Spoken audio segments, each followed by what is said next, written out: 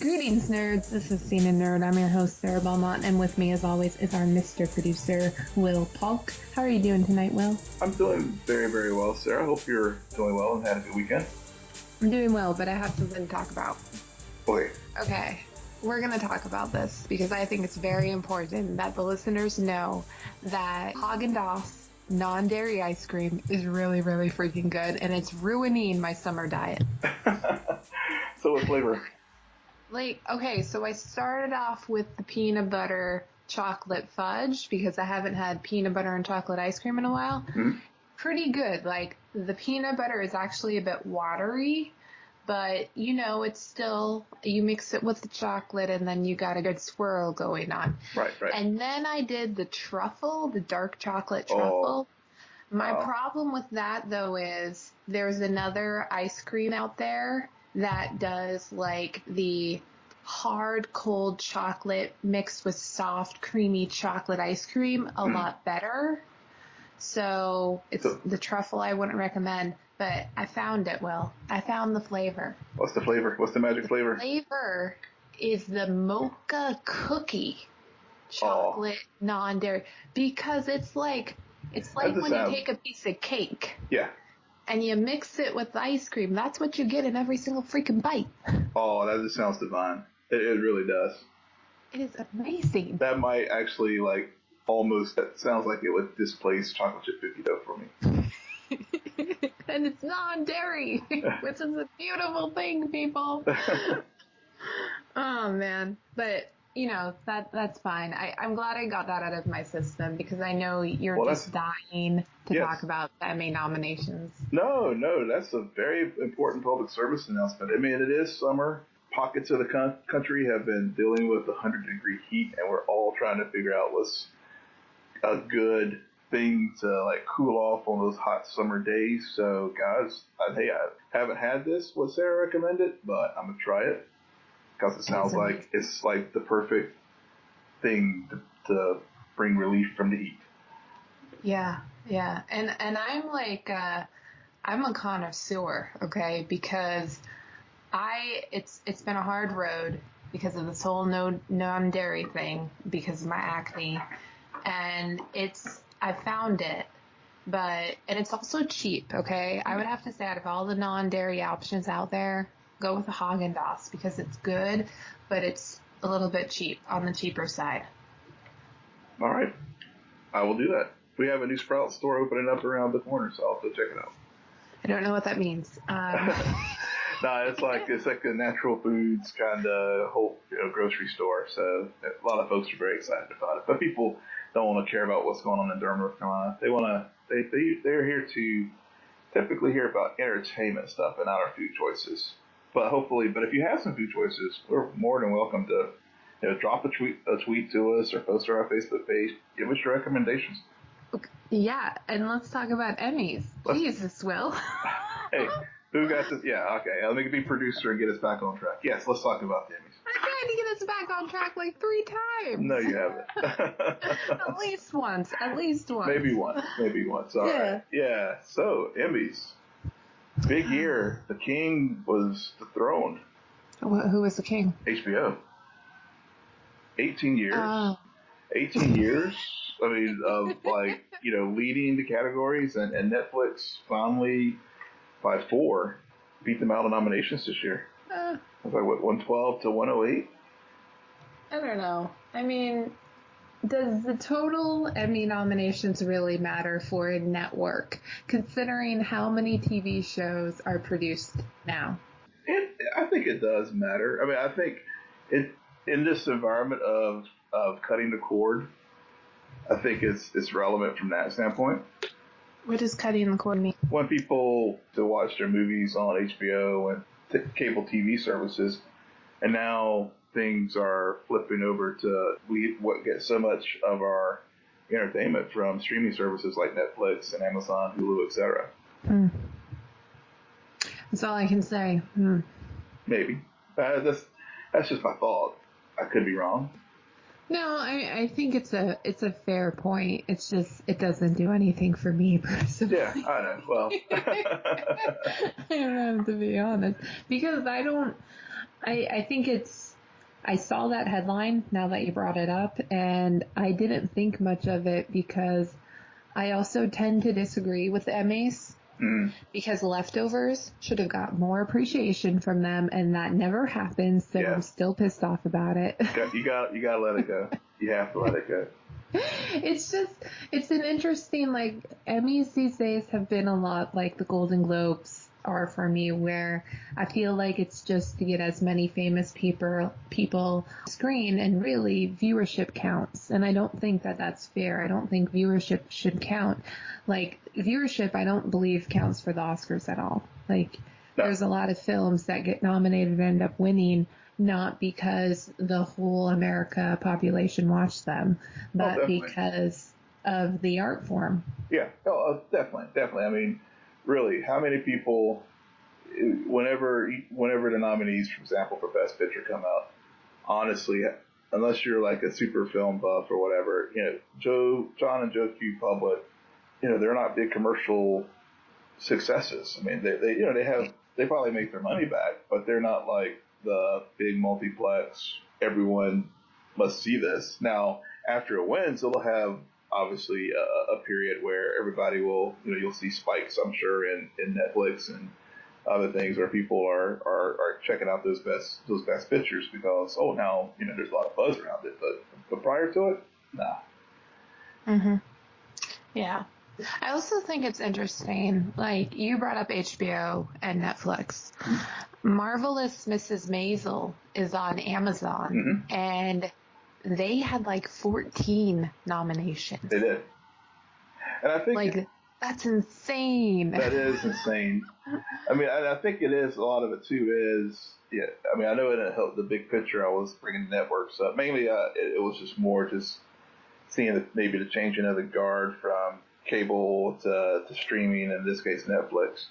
But I think with a lot of the streaming shows like Marvelous Mrs. Maisel, whenever one of those shows like hits like that, The Crown, Stranger Things, whatever the case may be, Westworld.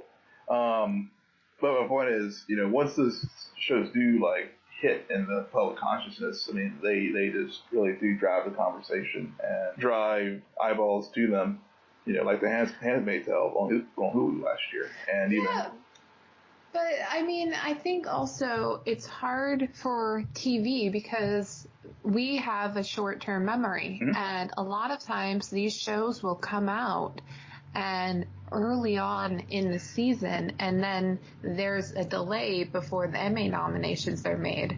So I think that sometimes for the Emmys, the timing of it matters. Like Marvelous Mrs. Maisel came out last year. Yeah.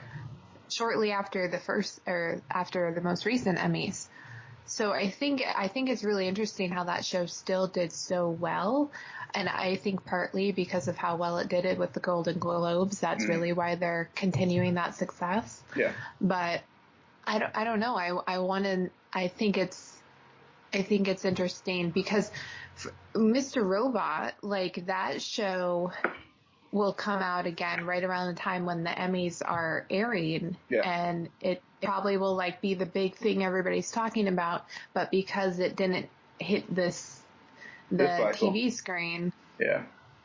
Which I'm surprised season 3 did not get more love from the Emmys than, I mean, it did get 3 nominations, but they were all in like sound and technical categories. It wasn't in the best, outstanding drama or lead actor or supporting actor in a drama, those types, or actress, which I was really surprised because I thought it really rebounded this year. Okay, well then it may have to do with like constantly measuring it to the first season. True. And which it still hasn't surpassed. So I wasn't as surprised. I kind of figured with the amount of awards it got for season 2 that it would continue to go down. But I think season 3 is better than season 2. But I'm not as shocked that it didn't get accolades. I mean, because when you look at the outstanding dramas this year, I mean, it's The Americans, which it is wrapping up its run. The Crown, which everyone is critically acclaimed across the board. Game of Thrones, enough said. Handmaid's Tale, first season, knocked it out of the park. People were conflicted about the second season, Stranger Things. I haven't really watched the second season. Yeah. I know what happens, but I watched the first 2 episodes and I'm like, how about not? Yeah. As Lacey from the show would say. How about not? Yeah. Well, and you are one of us. I've seen that where many folks just, for whatever reason, for various reasons, dropped off from it on the second season. Yeah. I mean, Stranger Things again. I don't understand the Stranger Things. Like this is why I find Emmys to be so much like Golden Globes, is because Stranger Things, it's a great show. I don't think it's like Emmy award winning drama. Like, I really don't. I don't know why they keep doing that. Yeah. I think it is that popularity measure. I think like somewhat like the Golden Globes. I mean, it is the it thing. And I think it, definitely, I'll agree with you there. I think there are probably some other dramas out there that could have easily moved into that slot. Will, another problem I had with the nominations, I think Justin Hartley was robbed. He plays Kevin on This Is Us. And Sterling K. Brown, I love you. You're amazing, but you've had your time. And I really do think it's shocking that Justin Hartley didn't get nominated, especially considering he led like my favorite episode in the entire season this past year, where I showed you that clip from, and it was really heartbreaking. Yeah, that was a powerful scene. I don't watch that show, but even that almost, I was like, I need to I even think I even commented then, or whenever we talked about it, I need to add that to the summer have a hiatus rotation get called up. Right, and he didn't get a thing for it or anything, a nomination. Like last season, he got a nomination, and I didn't even think he was that good in season 1. But again, when you look at the lead actor in drama, I mean, you had Sterling K. Brown and Milo and Camellia. 2 nominations for This Is Us. Thank you for You're welcome. It's taken me a long time. Yeah.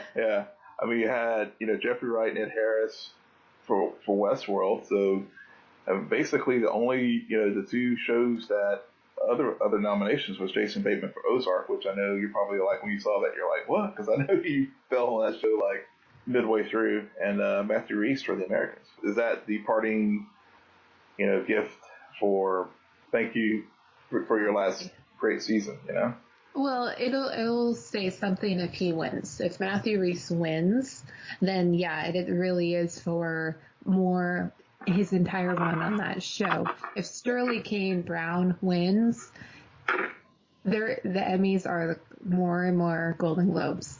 It doesn't matter. But Emmys go either way for me. Sometimes I really think that they make the right call, and sometimes I'm just like, what the heck is this? Everybody gets a trophy? No. Because Kyle Chandler won for the last season of Friday Night Lights, even though by that point nobody was watching it, but they really wanted to give him something, because if you go back and rewatch that show, it's a great show to kind of go back to, he does amazing. I don't know why they couldn't have done the same for Connie Britton, because it was really the pair of them that carried that show. But which is also another interesting thing, Will. On TV, I find it more and more these performances come in pairs almost, where it's not one person really ever carrying the show. It's always 2 people. And I mean, Rami Malek does amazing in Mr. Robot, but Christian Slater always has to be around whispering in his ear for it to really drive home. Exactly. Or B.D. Wong just has to play 2 different people. But before we close out the Emmys, television historic news came out with Sandra Oh being the first Asian American actress to be nominated and lead actress in a drama. So that was great, again, for representation and broadening the scope of nominations. So she has been nominated, though, for Best Supporting Actress for Grey's Anatomy, though, correct? because her performance as Christina on that show was pretty amazing. Yeah, she's been nominated 5 times. Okay. For Grey's Anatomy. Yeah. Okay. Yep. The sad part about it, though, she isn't gonna win. No, Marvelous she's not. Mrs. Maisel is gonna win. Oh no, that's for a comedy. I don't know. That's for comedy, yeah. I hate Emmys. Yeah. I can't keep up. Follow up on our conversation with Matthew Reese with the Americans. Kerry Russell will win it for the Americans, and I think that's a segue for us to talk about Kerry and some news from Star Wars. Yeah, she got cast in episode 9. Yeah. So what? Yes. Yeah, she got cast. What do you think she's going to be? You think she's going to be like... I read a very interesting article from Yahoo where they were trying to compare her to Alec Guinness as far as Obi-Wan Kenobi type of character that's going to bring millennials to Star Wars as far as having a big name like Alec Guinness was for A New Hope back in 1977, bringing heft to the production, her being that same type of figure for episode 9. And people who watched the original Star Wars, they're already there. But I guess given that with her role in Felicity and now the Americans, the thought was in this Yahoo piece was that she will bring millennials back to Star Wars. I'm like, well, aren't they already there? Yeah. I hadn't heard about that. Yeah. I don't necessarily know if I agree with that. I don't view Kerry Russell as kind of a person that millennials are like, oh my God, that's Kerry Russell. Mm-hmm. I'm surprised when people know who she is and that she was on Felicity, because Felicity isn't a show I used to watch. I think millennials got on board with that whole soap drama thing with Dawson's Creek, not Felicity. But who does she play? And then also, like, do we need an Obi-Wan? Like, I don't like it when they take females, they cast them, and then it's like, oh, they're obviously standing in for this male character. It's like, no, yeah. We don't do that. We don't need, like, the version, like, the female, male version. Let her be her own character. Let her do her thing. Yeah, well, they were thinking that because of her history with, like, Felicity and, doing that type of role, and then with the Americans and being more, having some action, she can thread that needle and create that news, create that, if that character could be that, whatever her character is going to be in the show. If they're casting based off of her performance on the Americans, she's evil.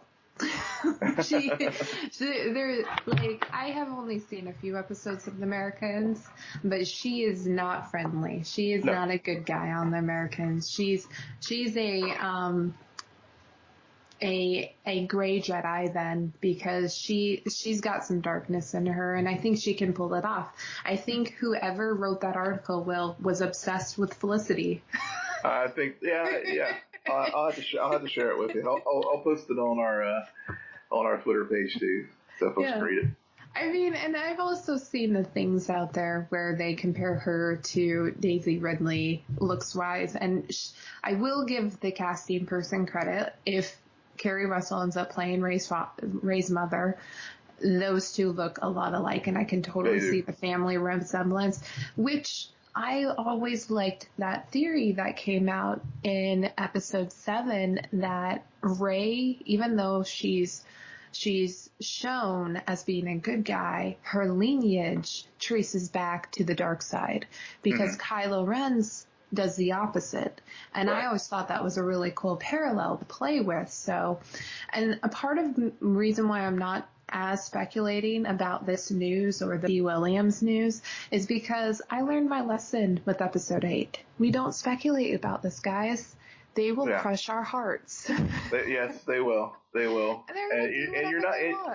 And to your credit, you're not being the grumpy fangal. Unlike the grumpy fanboys that are out there trying to create their own movies, which Ryan Johnson's just like having such fun with it. But you're right. I mean, with Star Wars, you just basically, I think the best rule is from this point now is just sit back and enjoy what they present to us. Because you're right. You're going to be let down if you try to do too much theory spiraling. Yeah, and I have one request of episode 9, and JJ can either make that come true or totally ruin all of my theory that Rey and Kylo get together. That's my only request. It has to happen. Okay? It will. It'll happen, but it won't happen. Or else I hate this whole franchise. Like I said, it'll happen, but it won't happen. And you'll just be a year from now when we're talking about episode 9. We'll remind you of this moment. Yeah. I don't really think you have to remind me of that. That'll probably be the first thing I bring up, whether or not that happens. I'm like, yes, it happened. Oh my God, I don't want to talk about this movie because it didn't happen. Anyways. Yeah, but I guess they're, you mentioned Billy D. Williams, and they're bringing back Lando, and so I think pretty much with the exception of Wedge Antilles, who's a supporting character, I think all the major. We've seen everyone from the original trilogy in some form or fashion, and the new trilogy. So, yeah. So yeah. Will Lando hit Kylo, or will he hug Kylo? Oh, he'll hit Kylo. Oh. If he gets a chance, he'll hit Kylo. Okay. Yeah. That's my only question. It's interesting. I mean, I found when I think it's announcing that, a lot of people immediately after episode 8 started bringing that up, that's a possibility because Leia talks about calling in reinforcements right at the end of the movie. And so some people are speculating Lando was going to be one of them. Right. And I think even though nobody saw Solo, everybody who did go, those 5 people, including yourself, Will, they did mention how Lando was a really good part about that. So I think just having him return now makes all the much more sense because you see some of his origin in Solo and want to know more about the character and where is he now. And so I think it's a good thread to pull forward. Definitely. And we'll see what happens. Yeah. All right. Ready for a Cloak and Dagger? Yeah. Unless you have a real burning desire to talk about Joaquin Phoenix and the Joker. Okay. Oh yeah, I forgot about that. No, we can save that rant for another time. We got a lot to get through tonight. Yeah, we do. But let's move forward. Cloak and Dagger, episode 7, Lotus Eaters. They did it again. Just when I think they can't change the narrative, they change the narrative structure and give us a time loop episode that I did not see coming. Mm-hmm. And I really liked this episode. I liked how self-contained it was, yet it doesn't feel like we wasted an hour exploring one thing. It got into a lot of different layers. This is the most screen time that I think I've seen Tandy and Tyrone share. Yeah. It was much the whole episode. It was the whole episode, and to your point about the Groundhog Day, temporal loops over and over again.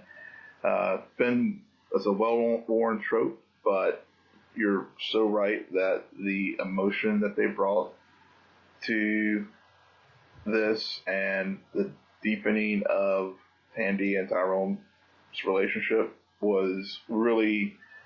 It was a good vehicle for them to use this type of storytelling to really allow us to finally get to that place where things are going to deepen for them both. Right, and I think it was a smart choice to make it all set inside Ivan's mind. Mm-hmm. Because he is literally in a catatonic state in the present day, and for him the explosion never really did happen. Like, Right. that's where his memory self-circuits, and that's, for him, he really is just trapped in this endless loop, and that ultimately leads him to go a bit crazy inside his own mind, and I thought that was a really nice touch that I'm not used to seeing. Yeah. And then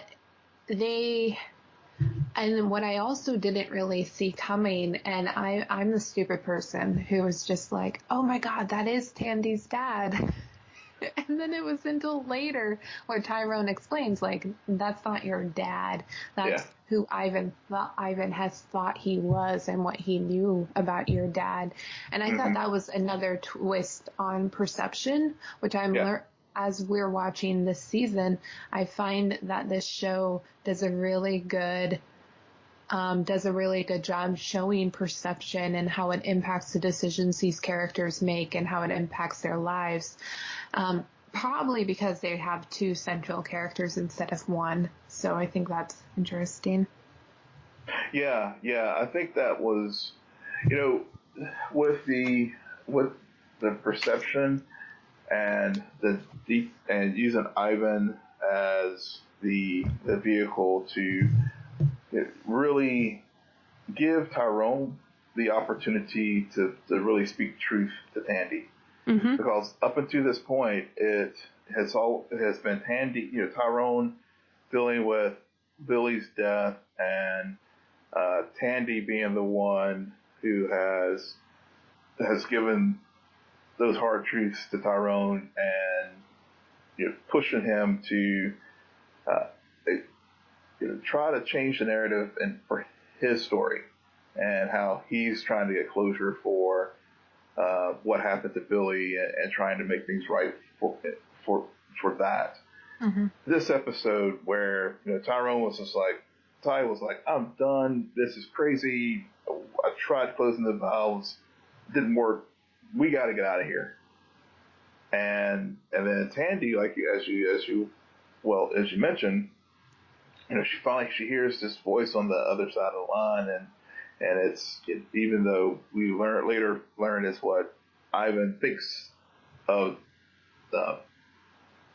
Tandy's father, on the end of the line, Tandy has really been stuck in that moment for herself for so long, and it really and it was very great to see Ty step into that role this time and basically, one, reveal the fact that he does care about her, and two, help her break through and pull her back to reality to say, now Tandy, it's just, you need to move forward, and really encourage her to speak to and really dig down into that conversation on the telephone line. And then it was just so powerful moment when she did talk to her quote unquote father, who's in your back seat right now. Because she was in the back seat.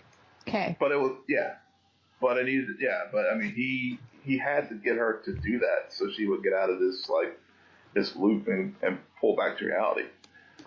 Yeah, but beyond the loop, it was also a revelation that I think to a degree Tandy has been kind of pushing Tyrone to not be so stuck in the past. Yes, he lost his brother. Yes, his brother still doesn't have justice, but there's a way to still move forward without standing still. And I think this is the first episode where it was really laid out pretty clearly. Everything Tandy does, it's because she's constantly stuck in that back seat and she's not willing to move forward. And she's and that's why she does the drug. I think Tyrone bringing up the drug stuff really resonated a lot in that moment, where I even was just like, oh my God. And at the end of the episode, when she goes back to the church, she does her routine minus the drugs. And so she really is actively ready to move forward and be a different person after this experience. And, I thought it was a good episode to that degree, really exploring grief in both of these characters, because just as much as Tyrone's the voice of reason, he also continues to stay and stick around because he knows if roles had been reversed, he would have done the exact same thing. Right. And I think that's really what they're toying with, that as much as these characters clash about each other's choices, because they have these shared experiences, they still know if roles were reversed, I would have done the same thing. And then you add in the Ivan Hess layer on top of it, who is also a character dealing with loss and this major event impacting him. I like that moment when he breaks free because he wants to reunite with his daughter. And yet he doesn't know who Tandy and Tyrone are, even though they had gone through this experience.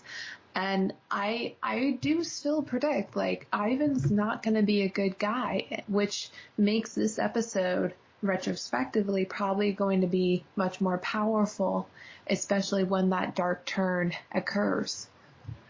So do you think he worked with Tandy's father? Mm-hmm. And they're both scientists. They both were concerned about the energy that Roxxon is drilling for, and how it basically caused the fear and terrors, which is interesting to me. Just given that that's a portion of Ty's manifestation of his powers, when he whenever he touches people, causes those fears and terrors. But yet somehow he was able to, whenever he was infused with these powers, he didn't turn out like those creatures that we saw on the platform. Which I read somewhere that could definitely be something that we'll see moving forward in season 2, assuming that the show gets one. Is he a good guy, bad guy? To me, there's not enough there to definitively say one way or another. But Ivan was in on this, and well, it's not. Think about it this way. Yeah. He, as you just stated, was a part of this, was affected in a different way than everybody else on that rig. Like, you have Tandy and Tyrone, who were affected because they were in the water. Then you have Ivan, who's the only survivor on the rig, meaning he most likely was affected.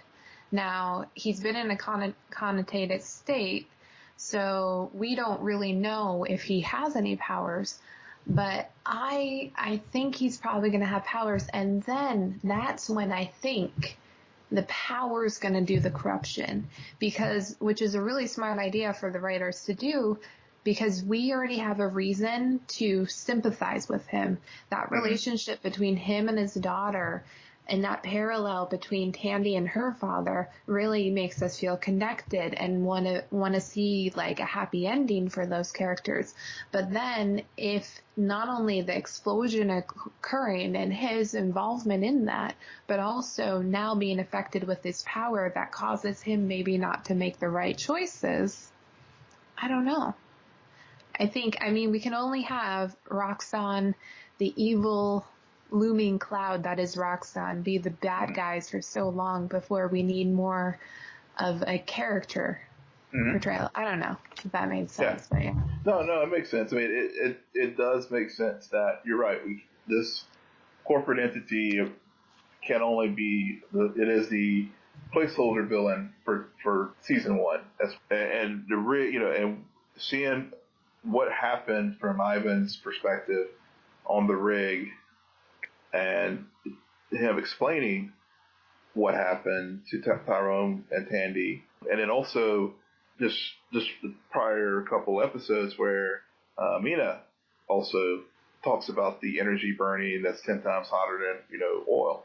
Mm-hmm. So we are getting all these little pieces put together as we go through the season. So I think you're right. There's a lot there that he could end up being a bad guy, and it would be very good of the writers to make him a very sympathetic character at this point, seeing that he was in a catatonic state and the only survivor from the incident on the rig. So about the explosion though, I watched an interview with the showrunner, and they asked about the energy, and and I thought it was interesting in the show about how the others on the rig were the terrors, which, and a lot of how they interacted with this energy or responded to this energy force was aligned with Tyrone's powers, and nobody seemed to really be aligned with Hope's or Tandy's powers. And in this interview with the showrunner, he talked about how Tandy and Tyrone are very lucky that they were both in the water, because when the energy dispersed, they were both hit, and the energy was able to split and give one half and the other half. And they're going to talk later on in the season, but how that split has to do with why Tandy and Tyrone can't really interact, physically touch right now. Because, I mean, if, they're drilling for an energy source and there's a big boom, well, usually a big boom happens when one energy force, interacts with something that makes it more combustible. Right. So I wonder how I keep saying Hope because her power, it has, I mean, her powers is always hope, light versus dark. I mean, the yin and the yang. So yeah. So it's really cool how we have a whole bottle episode on the rig that night, and we learn some things about it, but it still feels like we've only scratched the surface. Yeah, but we did learn, even though they still physically can't touch one another without, repelling one another, it was great to see them finally using their powers together to a couple ways. One, to be able to help Mr. Hess. Two, learn more about themselves and deepen their understanding of one another and deepen their relationship. And three, just seeing them work together, fighting the terrors on the rig, because we really haven't seen that type of, I guess traditional superhero quote unquote fighting at all in this show. But we finally got that as they were fighting the terrors to resolve the explosion, as far as shutting off the valves to help get out of Mr. Hess's catatonic state. Oh yeah, I completely agree with that. That stood out to me while I was watching the episode as well. I think that this overall is just a really well done episode, because once they even escape Ivan's mind and Ivan wakes up, it's still not the end, because it always goes back to them and them as characters, and to have them go their separate ways, and then for Tyrone to call Tandy and kind of be like, you were alone in the world, but you're not anymore. I think that's a very powerful message to send, especially to teenagers who are probably watching this show, that it is important to always reach out and make sure others know that you're there for them. And then for Tyrone to also bring out the old recorder that has his brother's voice on it, and to play it, and for him to share that with Tandy. We talked about this earlier on in the season, that the relationship that's being set is very intimate. Yes. And it's kind of unusual how in today's age to have a show with a potential romantic storyline not go straight for the sexual content, but hold back and be like, no, we're going to set the intimacy, because that's more important and more believable and builds a stronger foundation, and then have it escalate, because it's going to happen. It's just not going to happen this season. Nope. Yep. And even the showrunner, with the couple that was portrayed last episode, you had to do the head thing because you had Tandy, and it could have easily been mistaken for Tandy and Tyrone. It was definitely some foreshadowing, but like you said, we're gonna build this relationship, and I liked how they are building that relationship and making it very deep, and it's enjoyable as a viewer as well. It makes it more grounded and believable that these two individuals are destined to be together. Mm-hmm. The way they're building it out over the course of the season. Right. Absolutely. And I guess the next episode is going to be the anniversary. It is. Yep. Looking forward to that one. Yep. Yeah. Only 3 episodes left? Wow. I know. They got a lot to do. Yeah. They have a lot to do. But I have full confidence we'll be hearing that Freeform will be renewing this show very, very shortly, because it would be a shame if it gets canceled after one season. Oh, I doubt it. I've heard so much good buzz about this show. Yeah. I think that right now there's not a lot of competition. The viewership is easy, and that's another thing. Don't suddenly make it a fall or a spring TV show, because that's when all the Arrowverse comes back, and that's too much competition. I think Freeform was smart to, even though they probably could have dropped this in the fall of last year, they kind of held back because they know you have to be more strategic than ever when you're doing a genre show. Yes. And I really want to see this not only return, but I like it. I want it to stay in the summer, because Will and I need stuff to cover in the summer. We need content. Okay? Yes. Yes, we need content. And this has been great content. I'm so glad it worked out. Yeah. I think it's we'll have to check in at the season finale of Cloak and Dagger, because we've had a lot of new comic book shows, and I'm curious if by the end of Cloak and Dagger, what your ranking will be of those freshman seasons. Mm-hmm. Anyways, so talking about new content, we're going to do a major Schmoedown rundown, because they had the Collider Collision event on Friday. Listeners, if you guys haven't checked out the Schmoedown on Collider on YouTube, please do. This is a great excursion. I don't know what to call it. Like a game show. Like it's like competition. It's clearly, if you're listening to this show, you probably enjoy movies, television.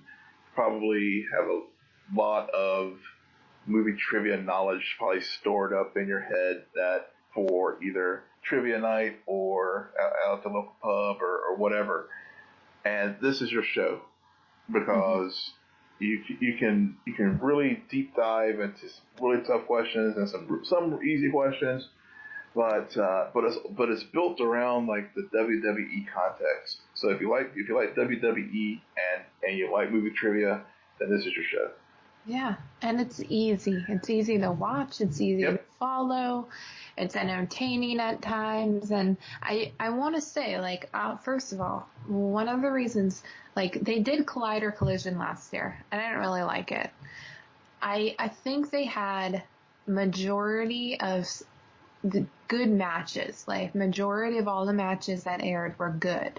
Mm-hmm. And that's really why this event I really connected with, and is on par with the Free for All. I mean, the Free for All is still my favorite event that they do every year, but this is on par for it, because, oh my God, what happened?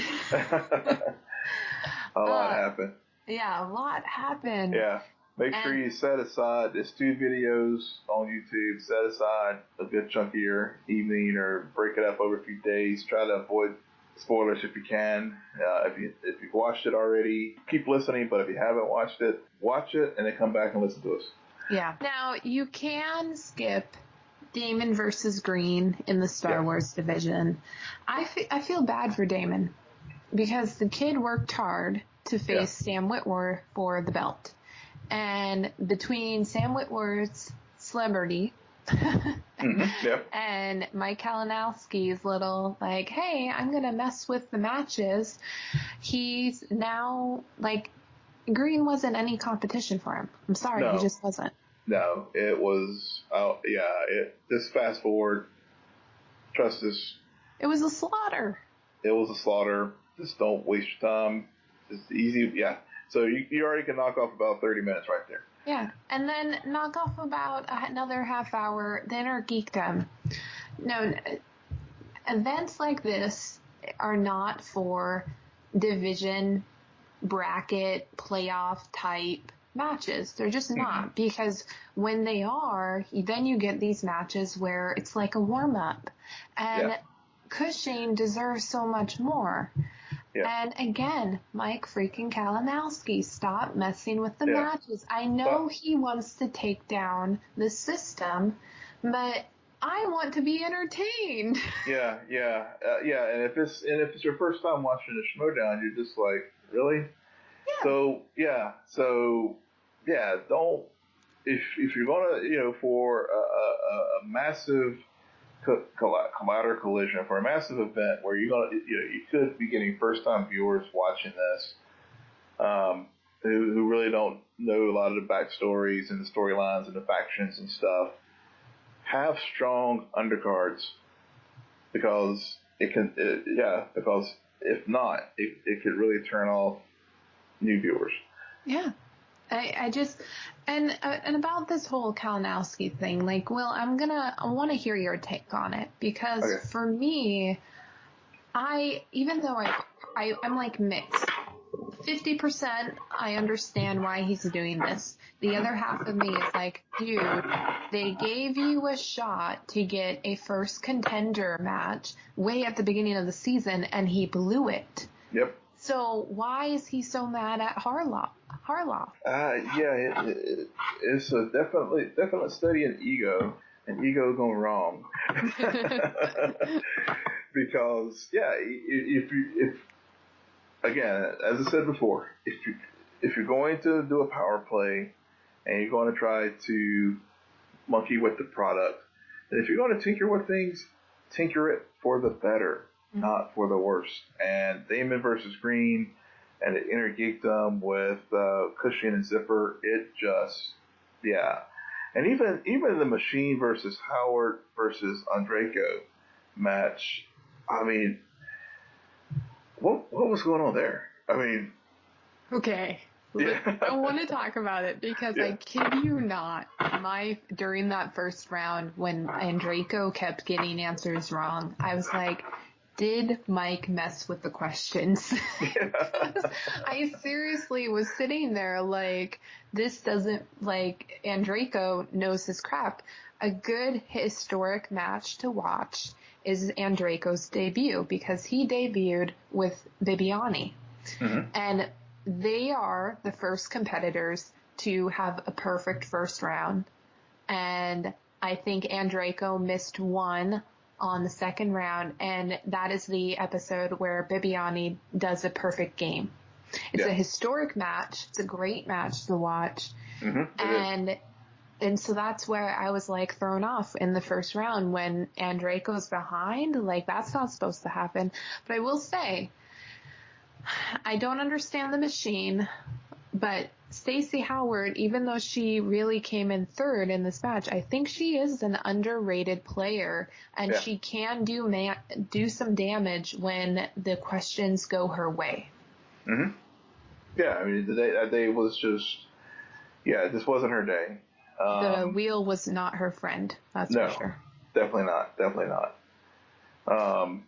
But even with when she was eliminated and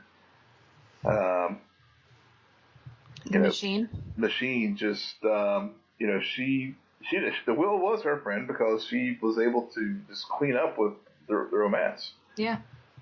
Rom-coms. I was like, oh, okay. And then that was the category for her fifth question, and she didn't get it. Yep. That's true. That is true. But everybody has a blind spot, even in categories you have strengths in, and that just happened to be one. Yeah, the sad part is I own that movie, and I forgot what it was called.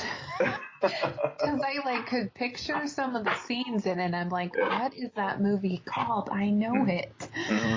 But yeah, it was, I'm fine with this match because it did feel like that frontliner, like that to get you started nice and slow, and you do have a rivalry between these two factions, so it all makes sense to me. But it did work. Yeah, I mean, it was an entertaining match. It was an entertaining match, but so in talking about Kalinowski trying to do things for the better of the show, what do you think of at the end when Thad announced that this year the team division, everybody's going to get mixed up. The teams are gone, technically.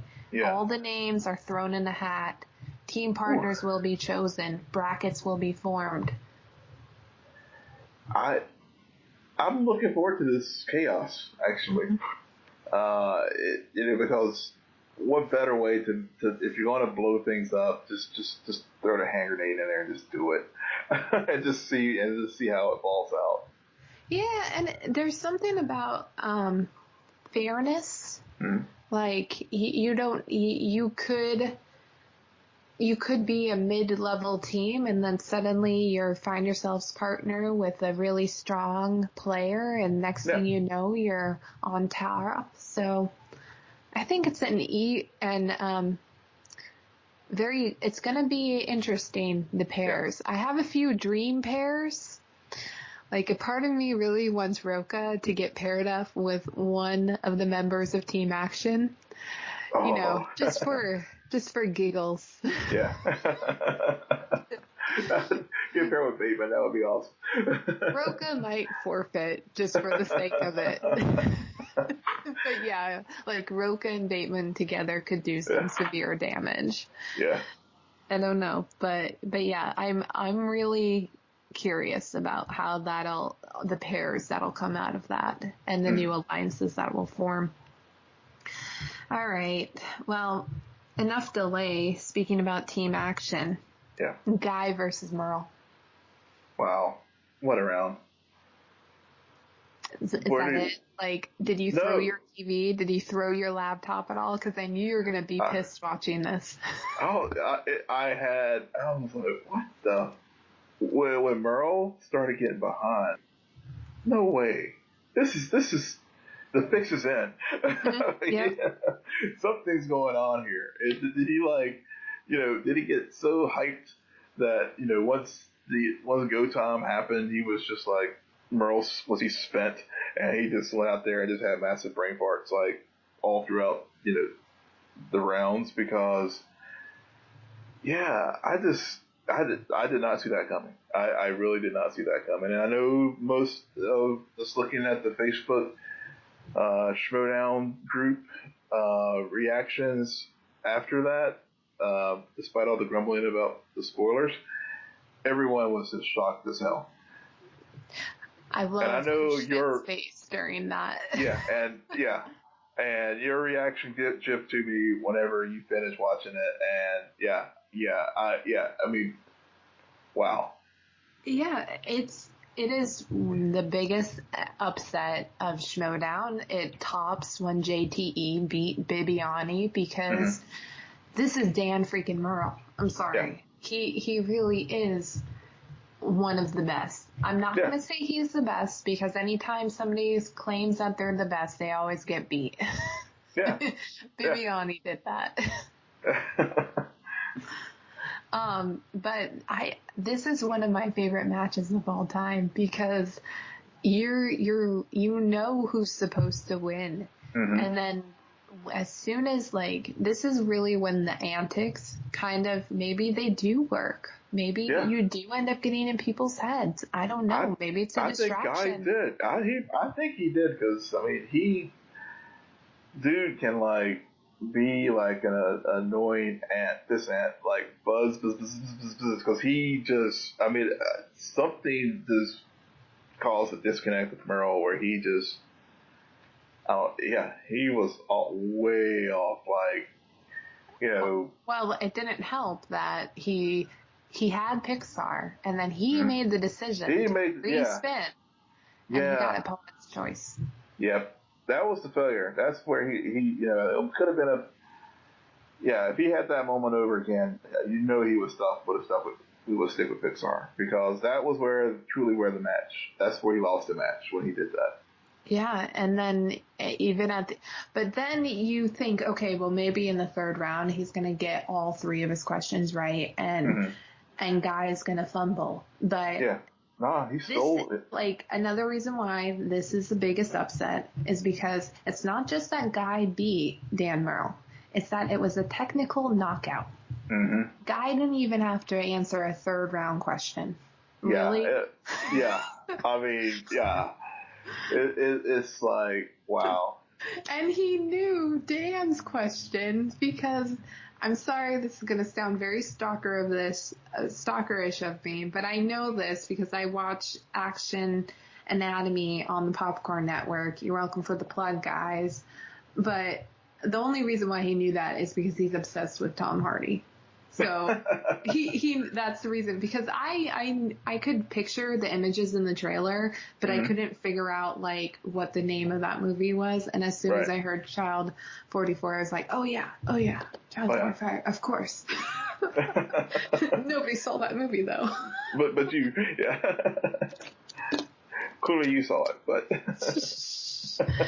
Oh man. But I just, so the question is, what happens now? Like, if you were Guy and you just beat Dan Murrell, who do you challenge next? Or do you challenge somebody next? Because you know the moment you get beat, everybody's going to claim luck. Yeah. If I were Andrew Guy, I would just sit back and just enjoy the victory. Just don't rub, even though, given his persona, he's going to rub it in. But if I were him, I would just basically just sit back, act like you've been there, and enjoy, savor the win. Just don't F it up by talking too much smack, because you're right. As soon as, whoever he picks, and especially if it's a shaky opponent and they beat him and beat him good, then everybody will be like, see, it was just a fluke. Yeah. Most likely he's going to try to get Riley, because that's the only member of the Horsemen that he technically hasn't beaten yet. So, but I don't really know. It'll be interesting to see what does happen. We're going to see Murrell sooner rather than later. He has a tag team match, but we don't know the opponents and we don't know his partners. So, and we don't know if Mike Kalinowski is going to screw it all up for Dan. He might. Oh man, who knows what's going to happen with the team division? The one thing we do know is that our champions, Mr. Sam Levine and Drew McWeeny, are going to stay intact. Yes. Oh, I love the Iron Man match. I love that format. Yeah, I did too. That was a fun format. Eat your Wheaties, get ready, because 30 minutes of just questions coming, boom, boom, boom, boom, one time out. But that's just a fun format. And it was a great format to finish the Collision too. Yeah, it didn't dawn on me when they did this for the Star Wars division how much tension occurs in a match like this. And then the moment you see Christian start to mess up on whose turn it is to answer first, you realize as it goes on how tense it is for the announcers, because like, as they have to just keep the questions coming, or else somebody's going to say, hey, there was a 20-second delay. Like, no time to spare, really. It's question and answer. Everything's fair and in line. And, it really was just made perfectly clear that despite Patriots being one of the best, maybe some would even argue still the best team to ever play the game, they are structured to be successful in the regular format. Yeah. And a format like this shows the cracks in knowledge. It does. Yeah, it does. It really does. And I do have to agree with JTE's point at the end of it during the post-show interview that he admitted in a kind of a cocky way, but he still said, I didn't want it as much, you know? Yeah. And there is something to say, like, when you go into these matches, how much you prepare for it. How much do you really want to win? And there is some kind of driving force that allows those answers to come more freely when you really do want to claim that. And I mean, obviously Drew really wanted it because Jesus. Yeah. It was like he had an outer body experience. Yeah. Even Sam didn't act like that. Nope, he didn't. It was like the Iron Man came to life. Oh my God, it's so funny. Yeah. So anything else about that? No, I think you capped it there with McQueenie. I mean, what more can you say? Nothing. We can't say anything. We're done. Yeah. We're tired of going through the marathon of the Schmoedown. Yeah, we did our own Iron Man tonight. Yeah. All right. Well, why don't you tell listeners where they can find you? Yes, you can find me at Will and Polk. That's WILLMPOLK. And you can find me on Twitter at SJ Belmont, SJBELMONT. But please follow our crew on Twitter at CNN Nerd. Friend us on Facebook. Follow us on Instagram. But most importantly, rate, subscribe, and comment on both iTunes, SoundCloud, and Spotify. Good night. Geek out. You're welcome.